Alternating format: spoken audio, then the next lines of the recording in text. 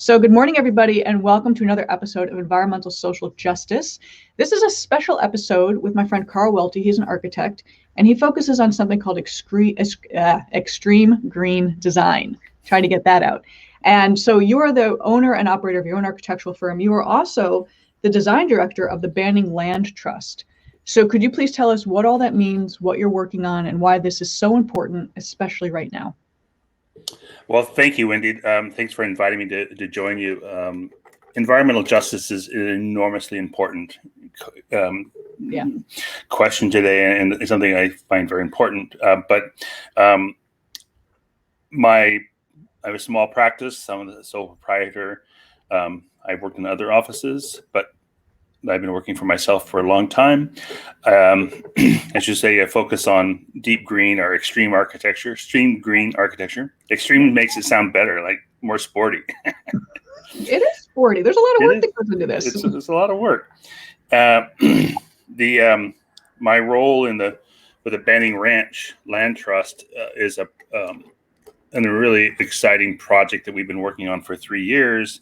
It's kind of on a hiatus now for kind of in a certain phase, but it's a really exciting project that, if we're successful, it should be a real landmark project for Southern California in demonstrating ecological design, restoration, and environmental justice, because we've worked really hard and we want to incorporate the voices of the Orange County local Native American tribe, the Hashiman. And I'd like to think even before this project, I've always thought that the Native Americans should have a larger voice at the table. But certainly what I've learned in this project is that they should have they really should have a voice at the table. And as a woman who's an activist told me, Native Americans listen to Mother Earth better than we do. True. That is very true. So the Banning Ranch project is a really exciting project that we it's really very, very proud to be part of. That's excellent. So one of the things you and I talked about, which I don't think many people would understand the difference between passive solar and active solar, because you and I have discussed that quite a bit and what that means and how that's actually important nowadays. Great question.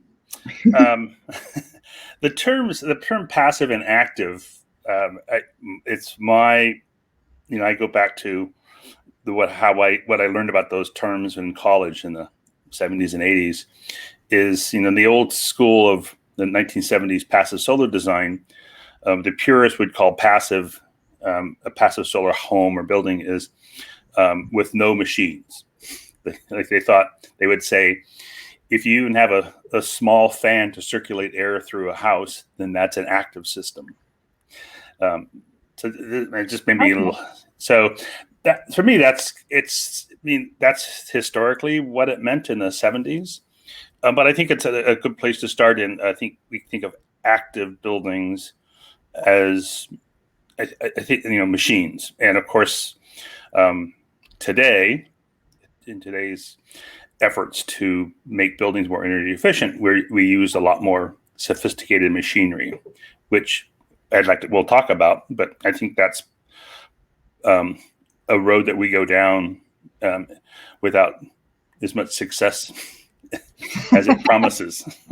I know one of the things that I liked, one of your terminologies was buildings are an active system in its entirety, and they have to be seen as an active system where they provide heat in the winter and block the sun or provide shade in the summer.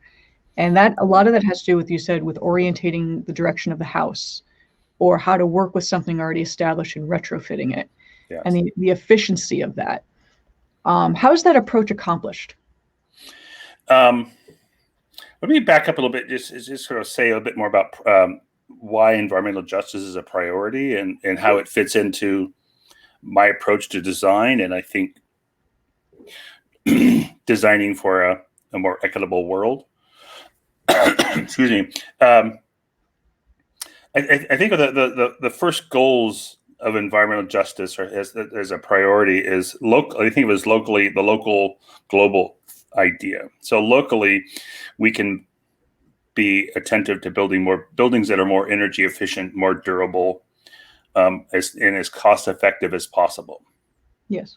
And globally, on the global scale, and this is a question that I think is starting to merge in the green design world, but it needs to. I think it's a very important question, which is we need to minimize technologies and manufacturing processes that pollute and degrade the environment of indigenous people and communities, of disadvantaged communities. Yes. It's not enough to have a really green material in your home or your building. We need to really look at, so where was that manufactured? Yeah. And then on the energy picture, and we'll talk about this. Let's talk about this more. Is we are the industry, the design industry moves towards solar panels and battery backup, and these are really important systems and technologies that have a place. But when we rely on them so much, we have to be aware of the unintended consequences of the rare earth metals that go into these systems and the toxic the toxic manufacturing processes that result. Yeah. And so so that's a really important idea or issue that's in the background. And so it's not enough just to design, make a really green building for your clients. You have to be more aware of the larger global issue, which, if the issue is environmental justice, it's really important. And one of the things when you brought up the rare earth element aspect, most people don't realize lithium is a rare element. There's not a whole lot of it around. Yes, we're finding more here and there, but it still has to be mined. So the mining process is, the healthiest thing for the planet. But we have to do it, and I get that. And current lithium-ion batteries have quite a bit of cobalt in them. And cobalt is a problematic element right now because of how it's mined. I believe they use child and slave labor. So we need to figure out, that's a problem. That's an environmental. It is. It's and we need to find other ways to, I call it energy diversity. And we need to find other ways. And one of the things with passive and active solar and orientation of houses and how you build it from step one is you are focusing on that full circular economy, from basically cradle to cradle, reusing everything, but also trying not to manufacture too much, not to rely on all that new technology that requires all that e-waste and all that mining. You're actually saying, okay, we can build something and use the building itself as that system if it's just done properly. Yeah, and I think the principles behind that are very simple. We'll talk about, but to the question about rare earth metals, the child labor and all that stuff that always happens. Yes. I was reading something that people talk about. Well, there's not very much of it, but there's more on the ocean floor, and we can mine it on the ocean floor, which to me is just like it's a nutty idea. If we're talking about mining on the ocean floor, we should stop a little bit and think, is that the right way to go? Precisely. Is that the right direction to go in? Stop and think.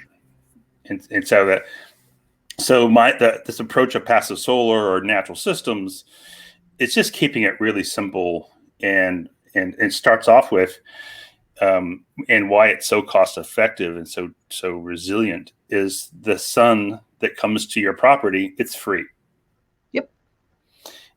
It's and so passive solar is not just about heating and cooling. It's heating and cooling. So we want to be really clear that there's a cooling aspect of it also, but it's free. And to me, this is why, I just can't get over the fact of that, there's nature provides us things. And if we work with that, we get a really efficient building. It's very cost effective because this stuff is free. Yeah. I like free. Free works for me. Really well. Free is hard to beat if cost effective is is the goal. And we're getting better with that particular technology of using solar when needed, if we have to use it. Yeah. And one of the things you brought up in one of our email conversations, which I found very interesting and to be absolutely true, is there was a lot of development in the 70s. And then we kind of lost our way. Yeah. What do you think kind of happened? I mean, I have a theory in my own mind, but what do you think happened in the 1970s and 80s and 90s that we kind of diverged away from being more energy efficient, more green? Well, what happened in the 70s, for some of us who are old enough, but we all know some history, is that the inspiration came from, I think, two questions, two problems. One is the oil embargo and the energy crisis, from which turned out to be more political than real. And but the second one is the idea of peak oil. You know, I remember when in high school we were told that by 2030 we would run out of oil. Yeah, I remember hearing that too. And so those are the things I think that inspired people to work at making buildings more energy efficient. And I think that part of the irony here is that the state and federal government paid money to people, and I had a professor at Cal Poly at San Luis Obispo who is still alive, is a real leader in this field. But you know, he was paid by the state of California to write a manual, and so this happened throughout other states. And so the state of California, the federal government invested money in research to make buildings more energy efficient. And what perplexes me is that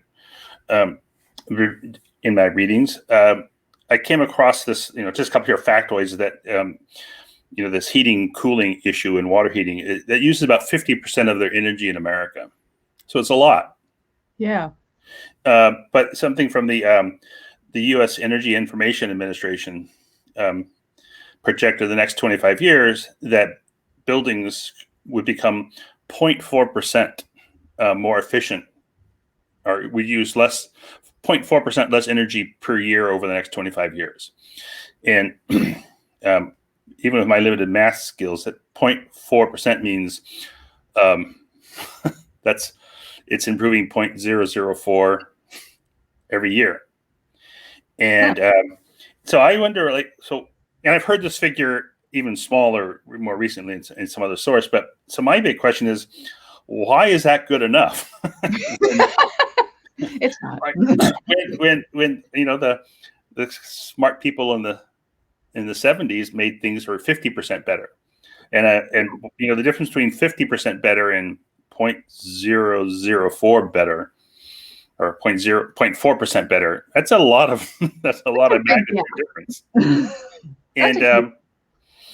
And that 50% or 50% better is done without increasing cost. And so it's something that really, it's just something, a little fact I came across that I find as a starting point. It's important. People need to know that data and that information that we're not really setting the bar very high, kind of low, and take a gradual step over. So their question about what happened to that work, I think two things happened. Ronald Reagan and energy, oil prices got really low in the 80s and 90s, and we lost focus on this. It was cheaper just to go back to oil and gas than work on the new technology. Probably mixing with a little bit of marketing. And yeah. But so here today, though, we're looking at climate change, and I mean, this is not something that's going to be solved. There's no quick fix to this. This is not making nice with the oil sheiks. This is a real issue that we have to do something about. Interesting you brought up oil sheiks. The Middle East is actually pretty advanced in renewable energy. Oh. They picked up on that. I have a very good friend who I interviewed previously. He does a lot of work in the Middle East. He's one of NASA's first hires. But he focuses on renewable energy and water, groundwater. Fine. Obviously, it's the Middle East, it's the desert. And the technology advancements that they have, they've actually really focused on that. We've been lagging. Southeast Asia's been lagging because it's easy. It was an easy thing. Politics aside, people are resistant to change. And also, depending on the country you're in, if it's under sort of a monarchy or a kingdom, you don't really get a say in what's going to happen. You're kind of told this is going to happen. So there is that aspect to it. But we are catching up. And as you said, climate change is not going away. For people who still don't believe it, I can't relate. But we are seeing the effects daily. I mean, one of my fact points says, Houston has faced 500-year storms in the last 6 or 7 years. Yes. Yeah, it's like, it's interesting you bring up the storm aspect. When I was a student at Boston University working as my undergraduate, so mid-90s, there was a grad student who wrote a paper on climate change and how storms were going to get more severe and more frequent. And no one believed it. And 30 years later, 25 years later, we're like, oh yeah, that. Should have paid attention. Sorry. Yeah, well, I think that I remember that for me, in my memory, the first time I heard about global warming was, I think I was at the end of high school or early college. So this is 70s, and talk about global warming. But the person who was in the radio said that it's not just about heating. This could change the oceans and could plunge us into an ice age within a generation, which is what's potentially happening. But we're getting warmer, so how are we plunging into an ice age if all of our ice caps are melting? So you hear this. This is why we get these big, huge winter storms. It's because the circulation of the polar vortex, but in the ocean, because of the global warming, the circulation in the ocean is disrupted, which moderates the temperature. One of my professors at BU actually did a whole paper on that. He was the first one to teach me about changes in jet streams, hence the polar vortex we're now seeing in the Midwest, but also, as you just said, ocean circulation, ocean processes. I actually took a class of his, which, oh God, it was a horrible name, but I won't get into that. But it talked about a lot of the geochemistry behind oceans. And you were absolutely right. We are changing not only that, but the composition of our oceans, and it will have effect. As an architect, I skip across just the touch. I just touch science a little bit, just enough to. But that's okay. We dovetail nicely. so here we are at this inflection point, and for me, if I were king of for a day, or like the shift that I think needs to happen is we have to think of ourselves as part of nature, not separate from nature. And I think this is a key question.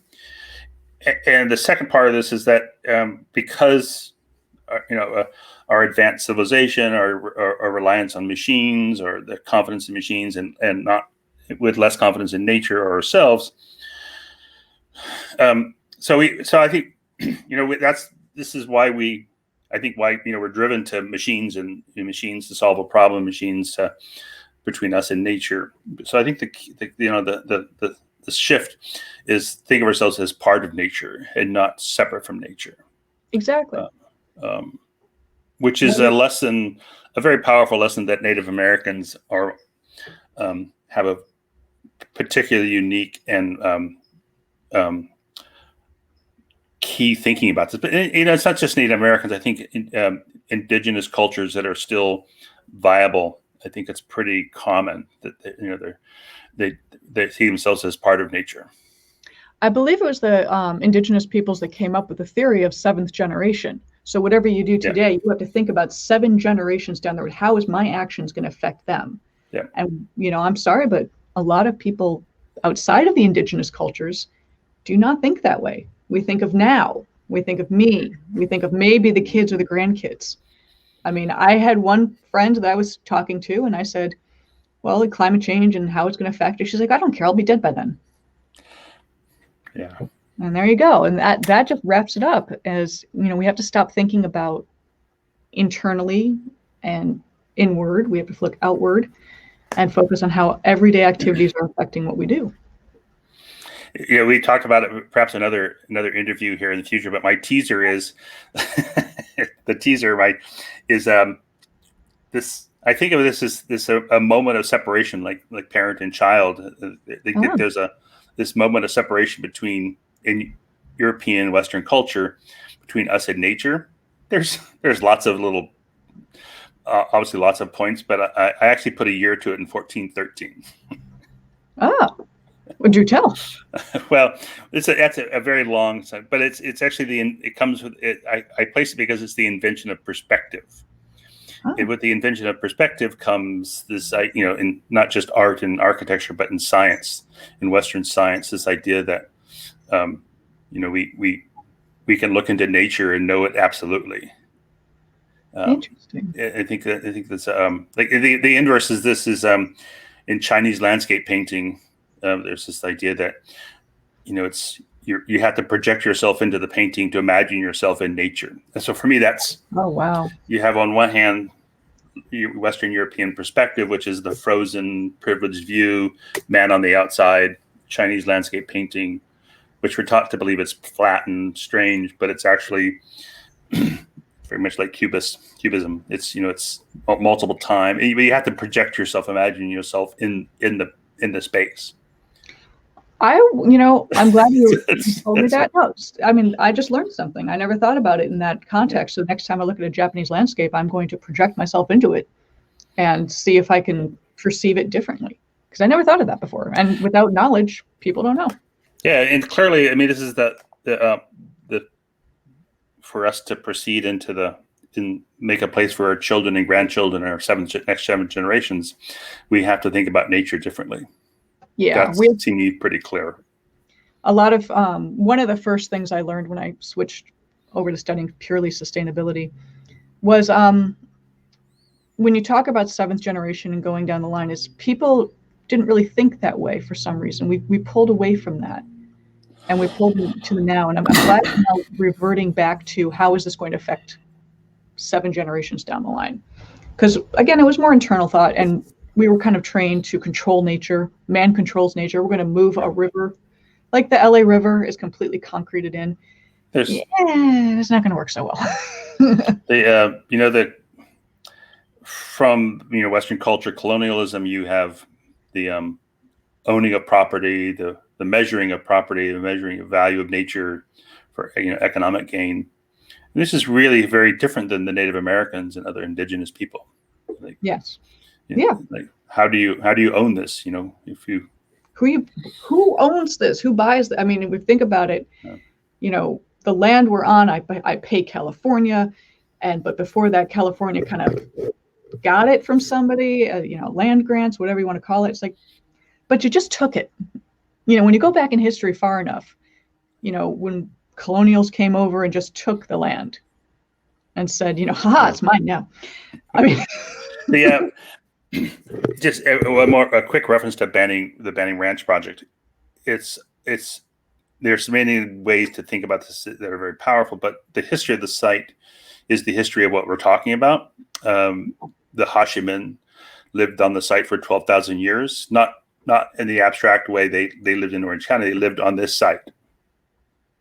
So They lived in what we would call in harmony with nature for 12,000 years. The Spanish came in the 1770s, removed them from the land to build the Mission San Juan Capistrano. So it's a good little bit of European colonialism, enslavement story. The Spanish or the church turned the land into a cattle ranch. In the 1770s, it was a cattle ranch owned by the Spanish church, Mexicans, gringos, until 1943 when it became an oil field. And now we want to restore it to pre-development standards. So it's really the history of what colonialism and extractive economics, and so it's to acknowledge our history. I mean, I think if you forget history, you are doomed to create the same problems over and over again. So no matter how embarrassing it is or how wrong we were, we have to acknowledge it. I mean, that's just my personal opinion. We have to acknowledge our wrongdoings and be like, we will never let this happen again. And back to this is why I think this project, but these questions are so important to environmental justice. Yes. I mean, environmental justice, I didn't even know the terminology before I really started studying sustainability because my background's all environmental. And reading about just the inequity, not just inequality, inequity of people having lack of rights for certain things and their environment that they lived in being different than what other people were allowed to live in.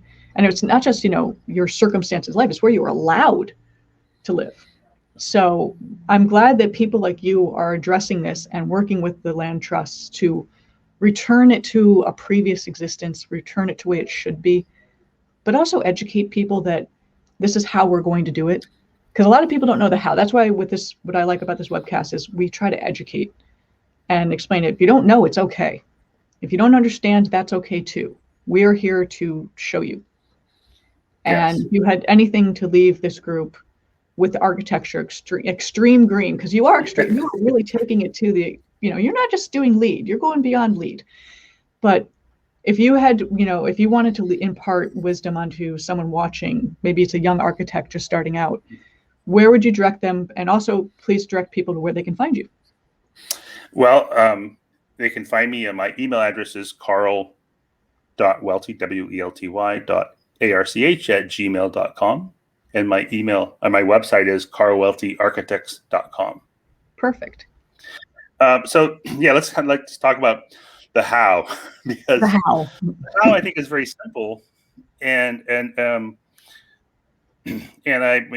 put a lot of energy into trying to share. This is why I enjoy doing your show, is that it's really important to share these ideas, yes, and to try to talk about them in a way that people can see how to do it.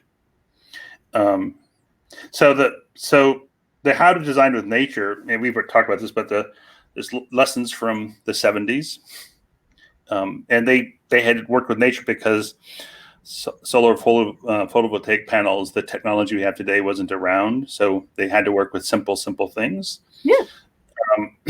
And some of those simple things were lessons from ancient history. So for me, there's two histories: ancient history, and the history from the 70s. But ancient history, how did Rome and the Persians and the Chinese and really everybody, how did they build large cities without our modern energy grid? Exactly. By and large, they did it because they paid attention to the sun. They paid attention to how, cooling breezes. The Persians made ice in the desert 2,000 years ago and made buildings to store the ice. Without freon, without ammonia. And so ancient history provides many beautiful lessons. But they also the lessons, the buildings are all, I think, is beautiful. They're beautiful functioning, because you can look at a picture of a Persian wind cooling tower and you immediately know what it's about. Yeah, and they're beautiful to look at. So I think that's so it's all there. We just have to listen to it. Yeah. Read over it. And so how it works is there's I think there's three very simple things that nature provides. God, whatever nature is the sun is higher in the summer and lower in the winter. Yeah. In California, in Los Angeles, about summer high is about 73 degrees, and the summer and the winter is about 37 degrees. Particularly in California, in a desert climate, the nighttime temperature is 25 to 30 degrees cooler than daytime, and that's how you cool buildings in this. Yeah. You take advantage of that. And the third is, regions. Any site, any region always has a prevailing cooling breeze that you can take advantage of. And that's what I love about this extreme green architecture you're talking about, because you're relying on Mother Nature, or nature, or whatever people want to call it, participating in the equation. It's Mother Nature or whatever, and not a machine. Not a machine. And again, it's this, starting with those rules, those things. People are producing buildings that are 50% and 80% better than normal, while normal is people are chipping away at 0.4% better each year. Yeah, we need to do better than that. That's alarming. 50% better for free versus 0.4% better with a better chemical for your air conditioning system or something. It perplexes me why we go down that road. But here's what people are used to. It's their normal. It's what they grew up with. They're afraid of change. I mean, that's just all I can think of. Yeah. So we'll shake things up. But so the change is what we need to show is that the change doesn't mean we live in a grass hut or a cave. It's really, there's really beautiful examples of that do this. And so one way I'm trying to think of this is, instead of thinking of building as an inert box that has machines on top, solar panels, or machines inside, is think of the entire building envelope as an energy system. And this is when we were thinking about it as an active. And this is so that the building that we think of as just sits there, try to activate it. And so they want to take advantage of the systems that are already in the buildings, which are windows, roof overhangs, concrete. There's an issue about carbon footprint, but concrete. There's stuff that you're already in a building, and so it's just a matter of reconfiguring those systems. You put windows mostly on the south to absorb heat in the winter, and you use the roof overhang to shade that glass in the summer and that's doable because the sun is higher in the summer. And that concrete slab, there are other things like concrete, absorbs the heat. So I want to actually ask people, to suggest people think of that concrete slab that you're going to have in your building already. Think of it as a battery storage, energy storage system, because it stores, in the winter, it absorbs heat in the daytime and it stores it and releases it kind of naturally. I mean, just without doing anything to it, it releases it at night to warm the building. That's a brilliant concept. Most people would not think of that. I mean, living in cities, I always knew, if I was in Boston, everything's brick, it absorbs the heat. So the wintertime, if you were in like a heavy bricked area, it wasn't as cold. The snow didn't stick as long because there's heat absorption going on. The heat island effect, and that's at least in large buildings, it's mostly cooling, not heating. Interesting. So this other part of it is, this is why I want to. It's not just heating the building in the winter, but it's also cooling the building. And oftentimes when I talk about these questions, or this idea about passive solar, people think, well, it's a new building. It only works for the new building. It has to be oriented to the south. If you don't get enough sun, then it won't work. So we'll forget about it. We'll put a machine on to solve the problem. But so the cooling is a really important part of it in California, because it's warmer here. Cooling, we will tend to use more energy cooling a building than with heating a building. Yeah. So cooling the building is really relying on ventilation, and venting a building at night, because of that, it's cooler at night. So at night, you cool that concrete slab off, and during the day, it absorbs the heat out of the space. So that's the cooling. That's how you keep a building cool. The concrete's pulling the heat out of the air into the concrete slab, and where it's stored through the day, and then at night, if it's with venting, it releases it into the atmosphere. And this is maybe a bigger. This is getting global again. Is if our buildings are attuned to nature in that way, it's, and as a scientist, you probably you can understand this or get this, is that if our buildings are cooling themselves off at night, absorbing the heat from the day and then releasing at night, it's much more efficient to release that heat energy from the building at night than trying to push, if it's 110 degrees outside. Oh yeah, it's impossible. Day, and you're trying to push enough heat out of the building to make it 72 degrees. It just takes more energy to pump that extra heat out into 100-degree temperature than it does naturally at night. Yeah. You're fighting against the external temperatures. Yes, and so that's sort of one insight into why it's so efficient in kind of a micro scale. But so this kind of in a larger system, a city, if instead of trying to, buildings compete for the energy to cool each other off and push the heat out, which makes it makes that heat island or the microclimate warmer, which requires more energy to cool it. So it becomes a vicious cycle.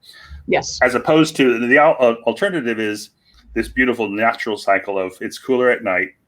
Let's cool off our concrete energy storage battery at night, so it absorbs the heat during the day and releases it at night. It makes sense. It's really beautifully simple. It is, and I love that. Beautifully simple. That is the best description ever. And that's a great thing for like younger architects to think about. And I actually honestly think the younger generation is focused more on working with nature than against it.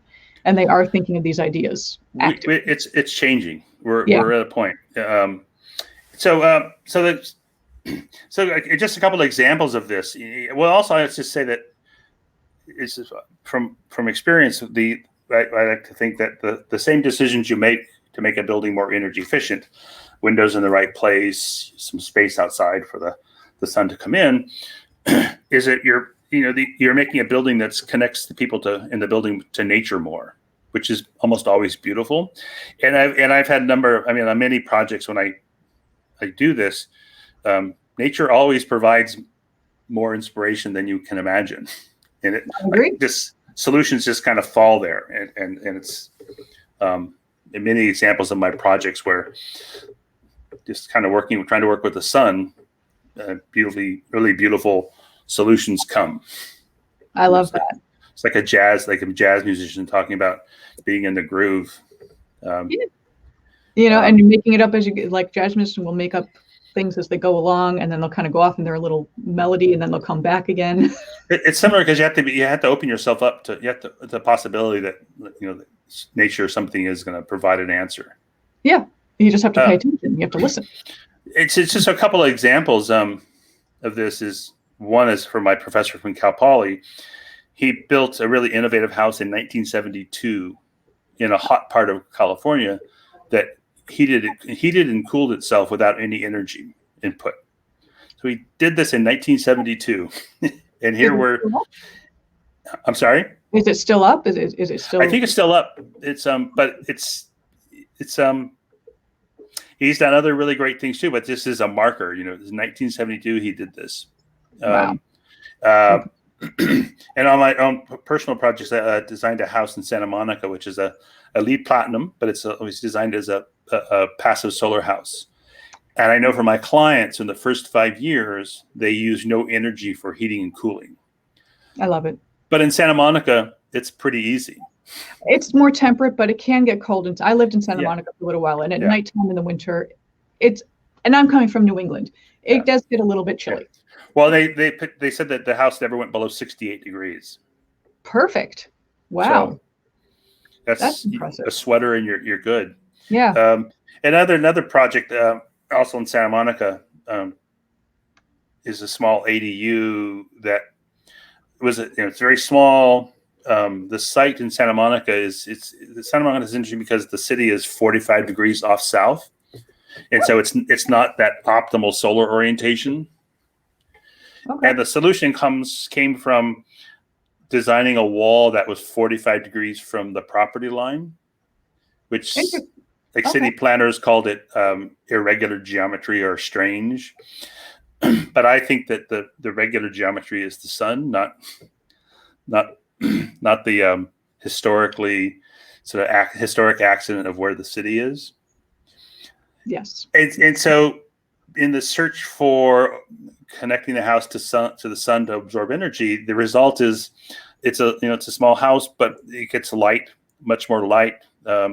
In the winter, the sun comes, the living space, the kitchen, living room, dining room area, it's completely filled with sun throughout from 10 to 2 in the afternoon.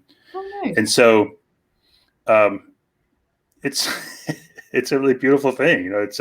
And again, I start off with, you do this to make it energy, for energy efficiency, but it's the same thing. It means your house is filled with sunlight, which is important. I mean, natural light is way better than any lamp possible.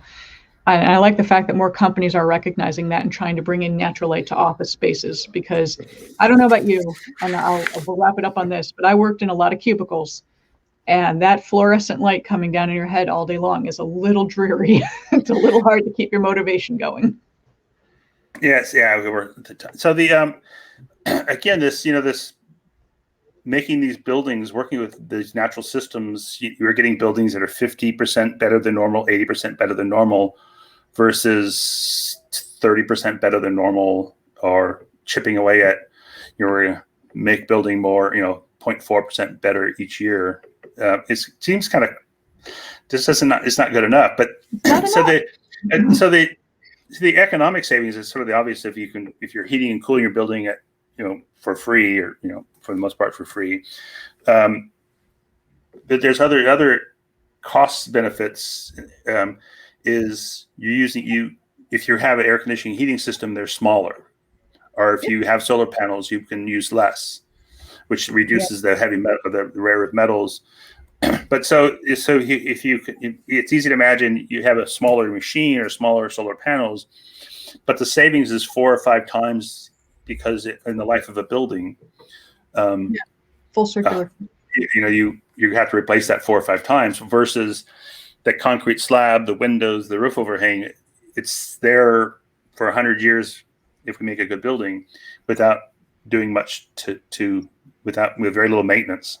And so that's anyway. So the economic advantage, and the which is really critical for equitable, communities or environmental justice. It's just, to me, really a clear choice. It just maybe in closing, as like you mentioned being in an office, this comes from insurance companies and not environmental. That's my background. Extreme environmental architects. But office buildings with natural ventilation and sunlight, the worker productivity is increased by 16%. I agree.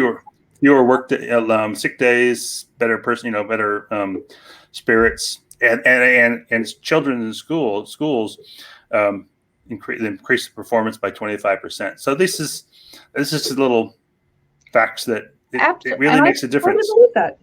Yeah, I absolutely believe that, and I think that's important to have natural light and natural air, and not close everybody up the way, because in the 80s, I think they had the fully enclosed buildings, and that was a problem. But thank you for all of this information. This has been extremely educational. We're going to have to do part 2 and talk about the land trust, because that you keep some interest in that. So we will, going to have you back in probably a couple months.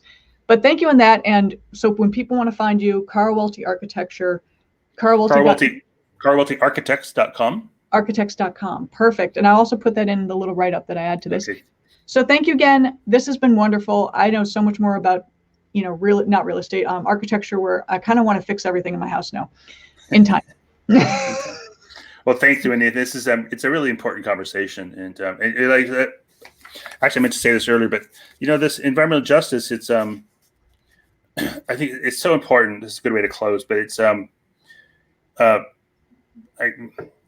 we, as many people have said, and particularly Jesus, if that's important to you, but we should take care of the least among us, which is just a good value. But also, we're not going to save our place on the planet if we're designing for the top 10%.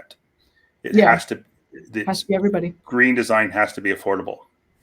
And that's actively working on that. People are definitely making those strides, and the technology is getting better, and the affordability is getting better, because even with electric vehicles, anything renewable energy, that was prohibitively expensive for years. And fortunately, all of that is on the turn. It's coming down, which you're right. It needs to be. The next step is just make our buildings tap into that free energy. Yeah. Anyway, so that's. No, that was fantastic. Thank you so much. And we will see you probably, I'm thinking September. Okay. That. Thank you, Wendy. And really appreciate your work. And this is so important. Thank you. I appreciate that. Now remember, no shaming, no blaming, and every little bit helps. Yes.